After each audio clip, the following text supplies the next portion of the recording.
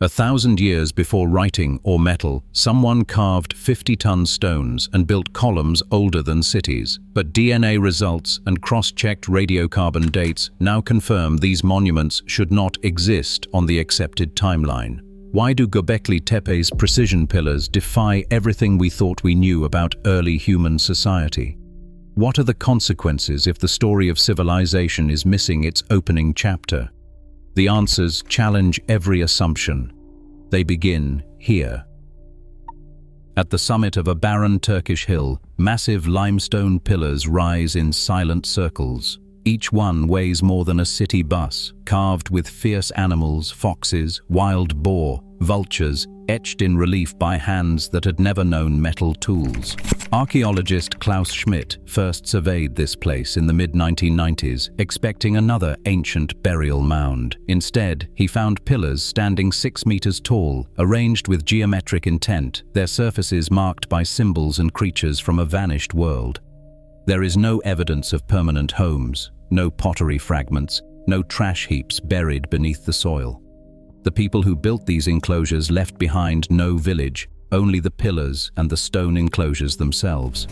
Yet the scale of the work is staggering. Some stones weigh up to 50 tons.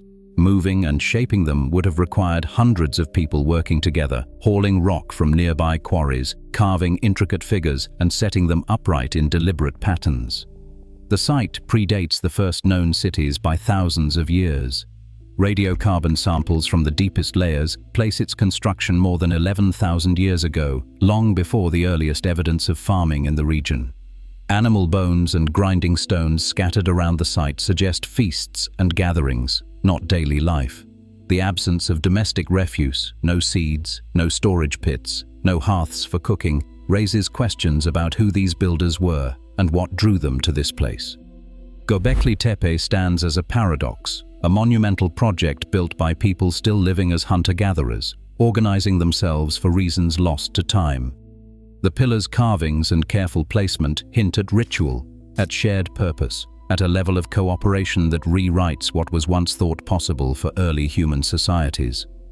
The physical evidence is verified in stratigraphy and radiocarbon dates, but the social meaning remains an open question. These stones force us to reconsider assumptions about the origins of complex society, and they leave us with unresolved questions about who these people were and why they built something so grand before settled agriculture. In the sterile air of a modern genetics lab, every step is designed to guard against contamination. Ancient DNA, so easily lost to time, demands rigorous controls. Alexander Peltzer, a geneticist at the University of Tübingen, works behind sealed doors, using ultraviolet light to destroy stray molecules and wearing full-body suits to prevent a single modern cell from entering the sample. The process begins with tiny bone fragments, often less than a gram, cleaned and ground to powder. Only then does the team extract genetic material, using next-generation sequencing to read the fragile code.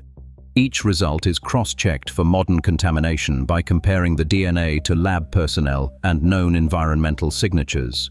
At Abusir El Melek, for example, researchers authenticated ancient genomes by identifying characteristic patterns of chemical damage and short DNA fragments, both hallmarks of true antiquity. Radiocarbon dating follows a parallel path of scrutiny. Samples are sent to multiple labs, each running independent tests. The results are calibrated using international standards, known as calibration curves, that account for fluctuations in atmospheric carbon over millennia. At Göbekli Tepe, these methods have been applied to bone, charcoal and plant remains, producing dates that consistently cluster from 9,600 BCE to 8,000 BCE. When labs in Oxford, Zurich and Ankara return overlapping results, confidence in the timeline grows. Peer review acts as a final safeguard, with published data scrutinized by independent experts. This combination of genetic authentication and calibrated radiocarbon dating forms a foundation of trust, allowing researchers to speak with confidence about the true age of these mysterious sites. The evidence is not a matter of opinion, but of repeatable, transparent science.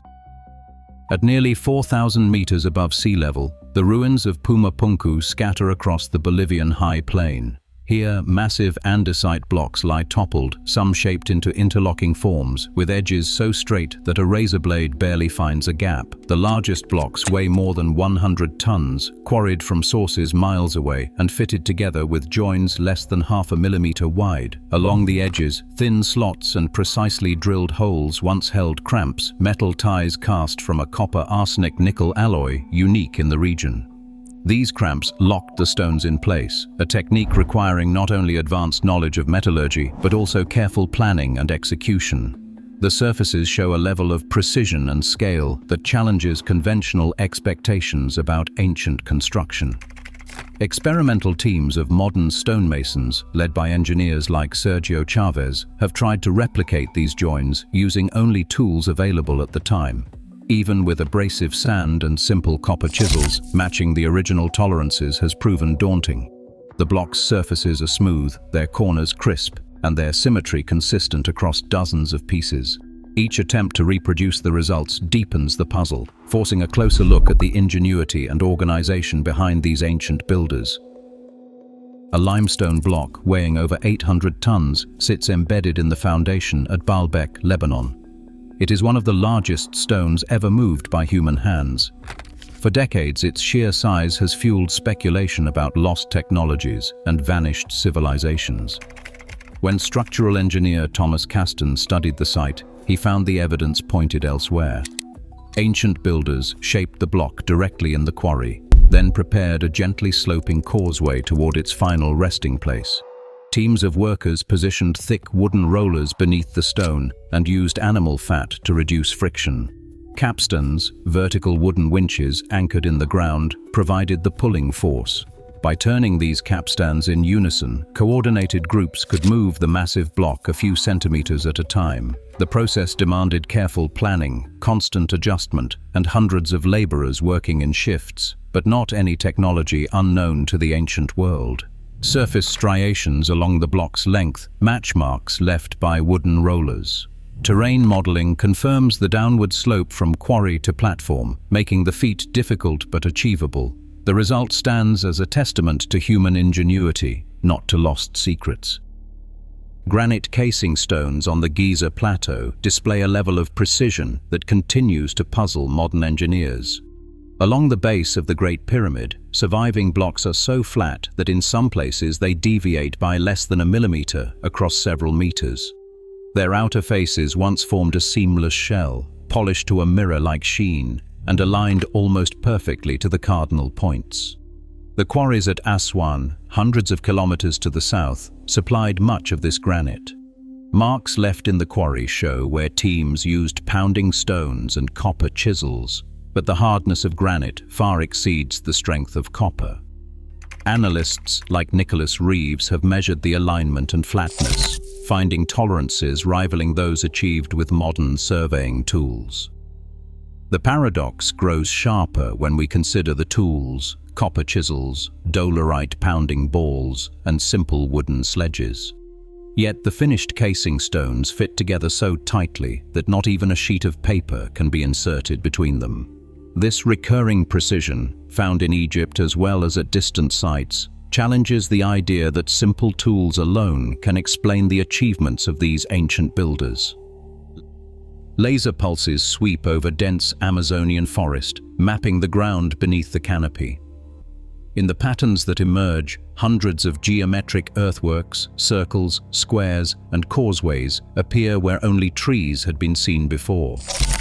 LiDAR surveys, led by Expedition Chief Dr. Carla Mendez, reveal more than 1,000 ancient geoglyphs spread across thousands of square kilometers, many untouched by modern hands. Each shape measures up to several football fields across, carved into the earth by people whose identities remain unknown. Meanwhile, off the coast of northern Europe, seabed scans trace the outlines of vanished settlements in the North Sea, where Doggerland once connected Britain to the continent. Submerged hearths and post holes, mapped by magnetometers and underwater drones, point to organized communities living along lost rivers nearly 9,000 years ago. These discoveries redraw the map of prehistory, exposing traces of human activity on a scale once thought impossible for such distant times. Dr. Leila Ozkan stands at the edge of a trench, boots caked with mud, reviewing the grid where every artifact is documented before removal. She cautions that without full excavation, many patterns in the soil remain open to interpretation. Erosion and millennia of backfilling can erase or distort original layouts, making it difficult to separate ritual from practical use.